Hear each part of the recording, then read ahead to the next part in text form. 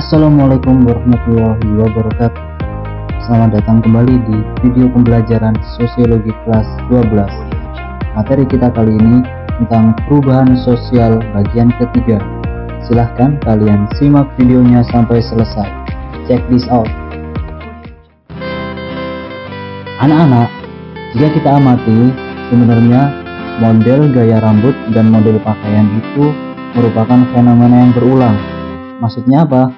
Maksudnya adalah model-model tersebut dulu pernah marak sekali digunakan.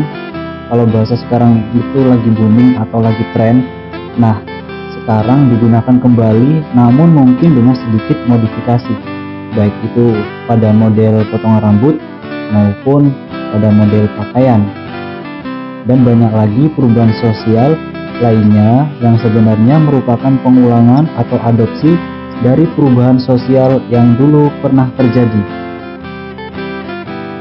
Ternyata hal tersebut sudah diprediksi oleh pakar-pakar ilmu sosial dan dituangkan ke dalam teori-teori perubahan sosial. Yang pertama yaitu teori linear atau teori perubahan. Yang teori ini mengatakan bahwa perubahan sosial diarahkan kepada satu tujuan tertentu. Maksudnya, perubahan yang terjadi itu selalu menuju kepada satu arah tujuan dan biasanya mengarah kepada kemajuan atau modernisasi. Jika kita gambarkan grafiknya seperti berikut ini. Terlihat bahwa perubahan sosial diarahkan kepada satu arah kemajuan. Nah, itu merupakan gagasan pokok dari teori linear. Contohnya apa? Contohnya, misalkan sistem transaksi barang.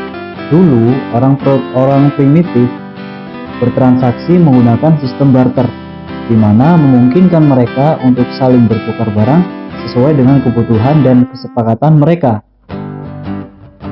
Kemudian masyarakat mulai maju dan mulai mengenal sistem alat tukar menggunakan mata uang, di mana masing-masing mata uang memiliki nilainya masing-masing yang dapat ditukarkan dengan sejumlah barang.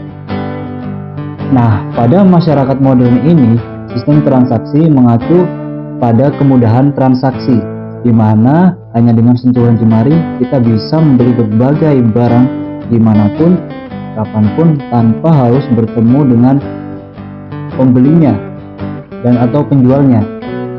Nah, itu merupakan salah satu contoh dari sekian banyak perubahan sosial berdasarkan teori linear. Teori yang kedua adalah teori siklus. Perubahan sosial merupakan suatu perubahan yang berulang. Artinya apa? Artinya perubahan sosial ini dulu pernah ada, lalu kemudian terulang kembali. Nah, ini yang dinamakan perubahan siklus. Sebagai contoh, perubahan model rambut. Mungkin zaman dulu marak model rambut dengan potongan pendek. Kemudian model rambut tersebut mulai ditinggalkan, digantikan oleh model rambut panjang. Lalu model rambut pendek yang sudah ditinggalkan itu mulai digemari kembali oleh kalangan pecinta tren dengan berbagai variasi bentuk dan warna yang sudah dimodifikasi atau dimodernisasikan. Ini merupakan salah satu contoh dari perubahan yang berulang. Sebenarnya masih banyak lagi contoh-contoh yang bisa kita amati.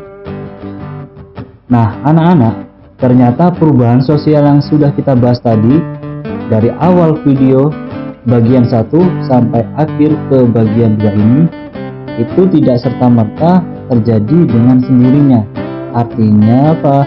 Artinya ada pemicu mengapa perubahan tersebut dapat terjadi. Apa pemicunya? Sebelum kita lanjutkan, silahkan simak berita berikut ini. Pasca banjir bandang di Kabupaten Lebak, Banten, sejumlah infrastruktur warga hancur. Tidak hanya meluluh lantahkan rumah banjir bandang, juga melumpuhkan akses penghubung antar desa dan kecamatan.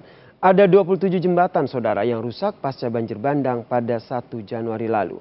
Selain jembatan, ribuan rumah warga juga dilaporkan rusak, sebagian rusak ringan, tidak sedikit yang hilang di bawah arus.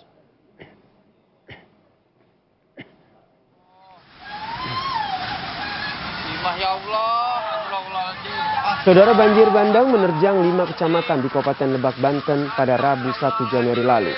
8 orang meninggal dunia, 6 karena tertimbun longsor, dan 2 lainnya terhanyut di bawah arus banjir.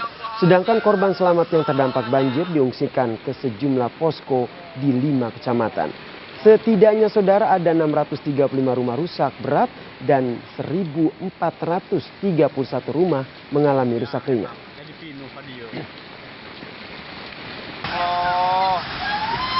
Iya, pemirsa, wabahnya virus corona yang diduga bermula dari sebuah pasar di kota Wuhan, Tiongkok menjadi trending topik dunia. Pemerintah setiap negara melakukan tindakan antisipasi menangkal virus corona, sementara bagi negara yang sudah ditemukan kasus terjangkit corona mengambil upaya penanganannya. Kita juga tahu bahwa Indonesia telah menerapkan pencegahan menyebarnya virus corona masuk ke dalam negeri dengan menerapkan aturan untuk peralatan, ada yang namanya untuk melihat suhu tubuh manusia di setiap terminal kedatangan internasional termasuk di Bandara Soekarno-Hatta.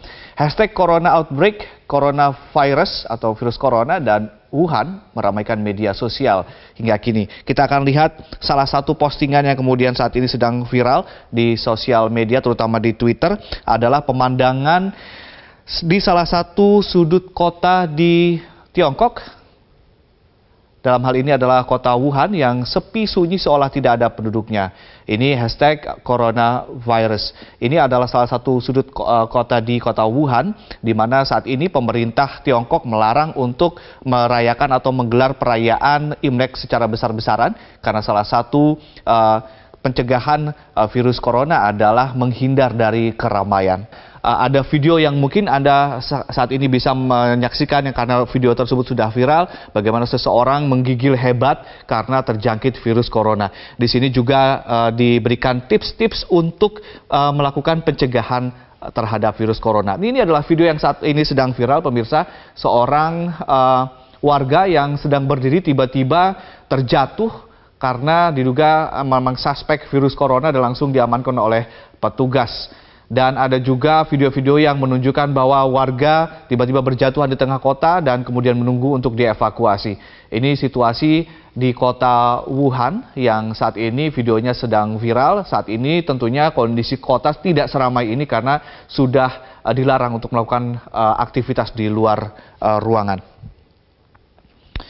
Nah, ini tadi video yang sedang ramai diperbincangkan. Salah satunya adalah video yang ini juga, seorang pria yang suspek virus corona sedang menunggu untuk dievakuasi. Nah, pada berita tadi ditayangkan sebuah bencana alam banjir bandang dan sebuah berita tentang munculnya wabah baru, wabah virus corona. Pertanyaannya, apakah kedua kejadian tersebut berdampak kepada kondisi sosial masyarakat sehingga memicu munculnya perubahan sosial di dalam masyarakat? Untuk mengetahuinya, mari kita lanjutkan pembahasan tentang faktor-faktor munculnya perubahan sosial. Ada dua faktor yang menyebabkan terjadinya perubahan sosial. Yang pertama faktor eksternal, internal, dan yang kedua faktor eksternal. Faktor internal adalah faktor yang berasal dari dalam masyarakat sosial itu sendiri. Contohnya apa?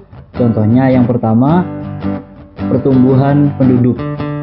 Pertumbuhan penduduk ternyata memiliki pengaruh yang besar terhadap perubahan ekonomi, perubahan pola transportasi, perubahan pola kebersihan masyarakat, dan lain-lain. Kemudian faktor internal yang kedua, contohnya adalah penemuan baru. Penemuan baru dapat berupa discovery, yaitu penemuan kebudayaan baru baik alat maupun ide. Penemuan baru juga dapat berupa invention atau mengkombinasikan budaya-budaya yang telah ada.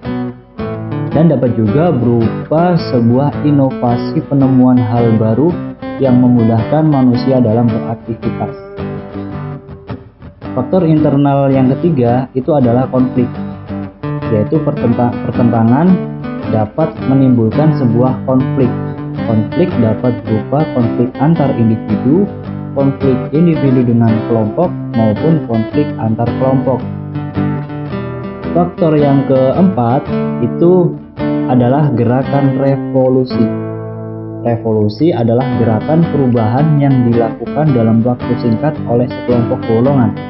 Contohnya gerakan revolusi yang pernah terjadi di dunia ini yaitu gerakan revolusi di Indonesia, gerakan revolusi Amerika, revolusi Prancis, dan revolusi Rusia.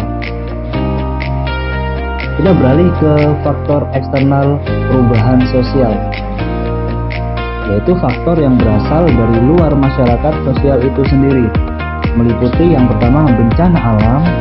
Rusaknya fasilitas dan lingkungan masyarakat akan menimbulkan perubahan sosial pada masyarakat tersebut. Yang kedua, peperangan, di mana pihak yang menang akan memaksakan kehendaknya kepada pihak yang kalah, sehingga tentu ini akan menimbulkan perubahan sosial pada keduanya. Yang ketiga, yaitu pengaruh budaya luar. Ketika dua budaya yang berinteraksi satu sama lain, masing-masing akan cenderung memberikan pengaruh timbal balik antar keduanya. Artinya, masing-masing budaya akan saling memberikan pengaruh. Itu tadi pembahasan tentang teori dan faktor-faktor perubahan sosial. Nantikan lagi video pembelajaran sosial berikutnya. Sekian, terima kasih. Wassalamualaikum warahmatullahi wabarakatuh.